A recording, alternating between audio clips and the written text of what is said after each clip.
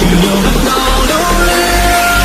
Có lúc này bàn tay nắm cánh hoa tình, dẫu trăm năm lời thương vẫn cách xa mình, thường mãi ra tươi đi bên nơi con sóng vô hình, chốn xa xăm trùng dần một phút giây. Có lúc này bàn tay nắm cánh hoa tình, dẫu trăm năm lời thương vẫn cách xa mình, thường mãi ra tươi đi bên nơi con sóng vô hình, chốn xa xăm trùng dần một phút giây.